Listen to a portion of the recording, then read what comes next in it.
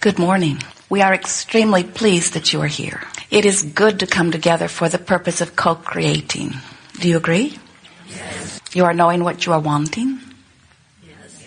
It seems so. You are appreciating the contrast that has helped you to define your desire. You've been hanging around with us long enough to know you can't get away with a fib. It is your desire to reach the place where even if something that you really want has not yet manifested, that you feel joyful anyway. Well, wanting that is a good thing, because when you get to the place that unfulfilled desires feel fresh, when something that you want calls you in that good way rather than hounds you in that bad way, when your unfulfilled desire feels like it did when you were 2 or 3 or 4, then you have returned to the vibrational stance that you have always intended. You understand from your broader non-physical perspective that there is no question about you being able to receive anything that you desire. Because from that vantage point, you understand your deservability, you understand your worthiness, you understand the laws of the universe, you understand that when you ask, it is always given. So from that vantage point, there is no angst in your vibration at all. There is curiosity about what you might be stimulated to. There is enthusiasm about what may unfold. There is anticipation about how it will unfold. There is eagerness about all that will unfold. But from your non-physical stance, before you got here into this body, and even now from that vantage point, there is not a particle of discouragement or worry about things not yet manifested, because it is so clearly understood that all you have to do is focus and relax and allow it to be. In your physical format, you get caught up in all kinds of confusion. A lot of it hinges around a feeling of competition. You worry that someone else might get your prize when in reality there is prize enough for everyone. You are the creator of your prize, and the universe will deliver it to you. And so it's not possible that you could be deprived of something that you want because someone else achieves it. That could not possibly be. In fact, the universe expands in direct proportion to the desires that you conjure here. Source energy stream exists in its powerful focused force because of your focusing of your desires. So over time, those of you who have been listening to us for a while have heard us expressing that there are 3 steps, simple steps really. Laws are like that, aren't they? Simple in theory and a little trickier in application. But step 1 is ask, and you can't stop doing that. You do it all the time. Preference is born constantly out of your observing and remembering and focusing, imagining. So step 1 is a sort of automatic step that you couldn't stop doing even if you tried. Your asking is the byproduct of your living in this focused environment. Step 2 is not your work. Source answers what you ask for. It answers the cells in your body. It answers spoken requests. Source answers not spoken requests. Source answers your vibrational signal, your preference, your desire. Step 3 is what this gathering is all about, because step 3 is about you bringing yourself into vibrational alignment with your desire. And the reason that often physical friends are not in vibrational alignment with their desire is because they're focused upon something other than their desire. Now think about it. Law of attraction says that which is likened to itself is drawn.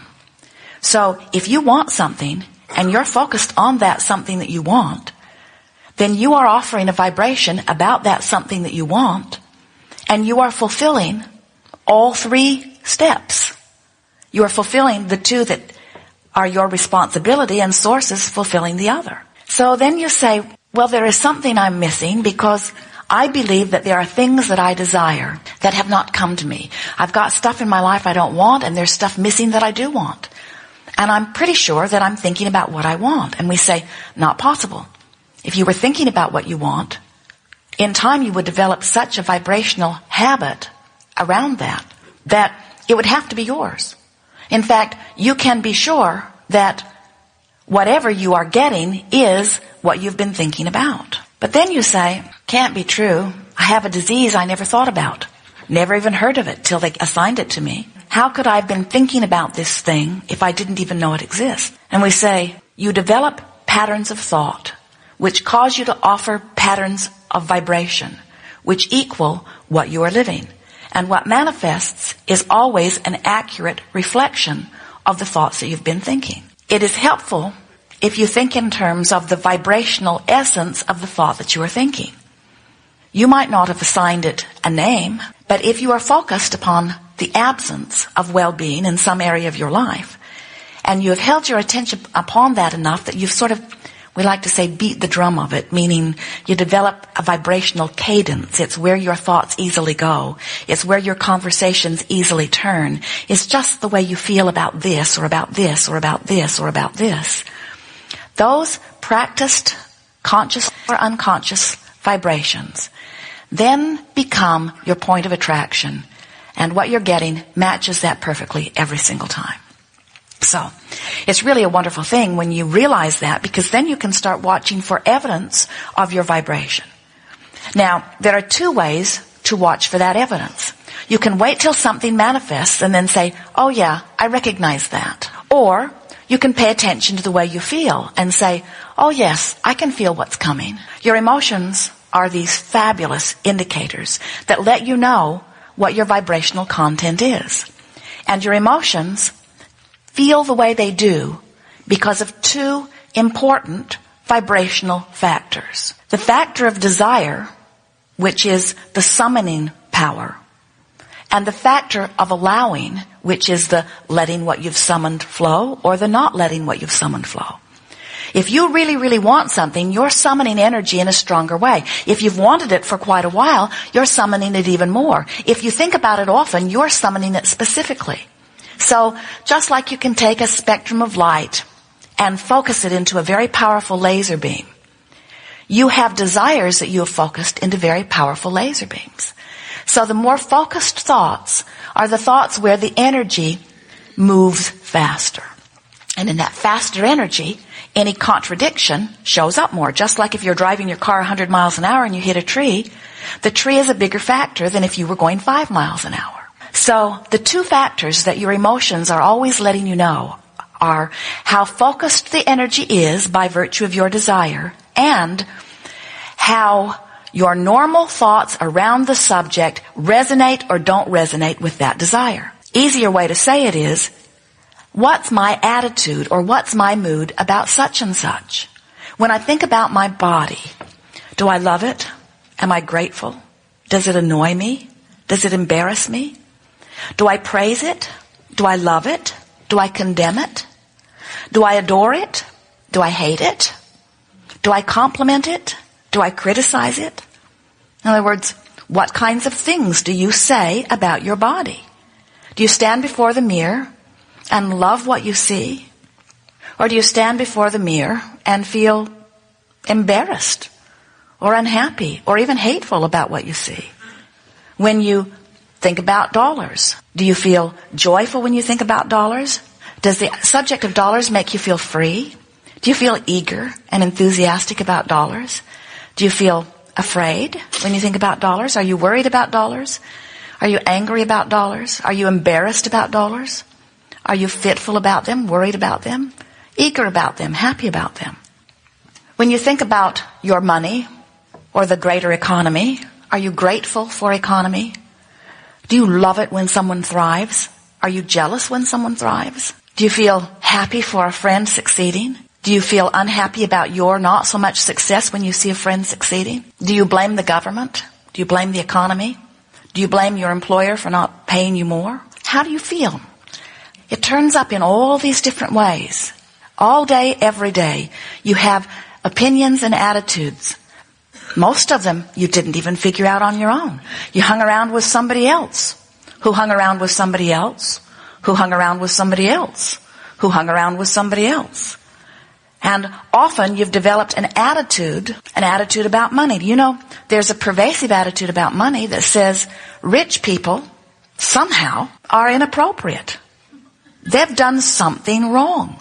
How dare they succeed and point out to me my lesser success? Or even worse, how dare they succeed and take such a big piece of the pie that the rest of us are left with crumbs, or maybe nothing? If you are not sure what your vibrational essence is, we understand why you might not be sure, because most physical friends have not been noticing the emotional correlation between thoughts that just feel normal. In other words, when you woke up every day and you heard your mother say something, and you trusted your mother, she gave you food, she gave you shelter, she seemed like the vortex through which a large amount of your well-being flowed, and so she seemed like someone to listen to, and she was bigger than you, and she always thought she was right, especially in the beginning. And so you began to pattern your thoughts around the same kinds of thoughts that she was thinking, because things went better for you when you did that. When you disagreed with her, it didn't go as well. Then when you went to school, there were others who wanted your agreement. And as you get out into the world or into your own relationships, there are others who want your agreement. And so you find yourselves, bless your hearts, upside down and all around as you are trying to conform to the primary stream of thought relative to subjects.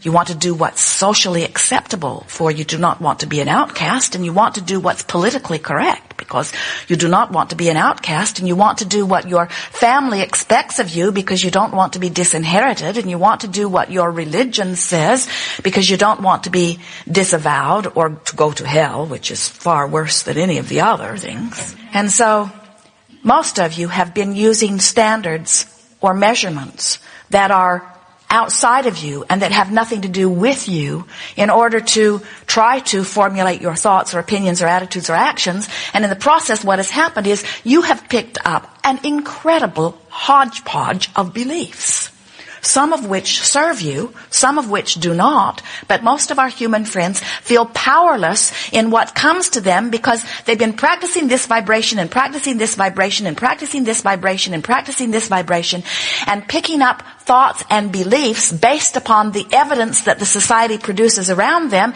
And now you find yourselves often with a whole bag full of beliefs that are not serving you.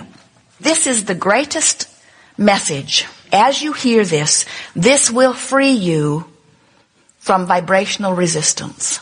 As you hear it, internalize it, and then practice it. The thing that is most hindering, you look at what people are living, and you gather your evidence or statistics, and then you claim it as true. You say, it must be true. They warned me about that, and sure enough, it happened. And what we are wanting so much for you to hear is that what anyone is living, you included, your culture, your environment, your society, your city, your family, your person, what anybody is living, the truth or the evidence that you are producing is only the truth that manifests in response to the habit of vibration that you offer. So when you look out into your society and you see something wanted or unwanted and you proclaim it as true, which is the reason that you give that others should think about it, write about it, talk about it, understand it, and accept it as truth. Do you feel how screwy that is? That's like saying, there's something out there that I do not want, but because somebody else created it in their experience and it became their truth, now I must beat the drum of it and make it my truth too. And we say, fortunately, there is a variety of truths for you to pick from. Fortunately, you are the creator of your own truth. Fortunately, no one can write a book. No one can start a movement. No one can center a religion. No one can say, these are the things that are important for you to do and these are the things that you must not do. Because no one knows the mix of intentions and the mix of beliefs that you hold. You get to choose all of it.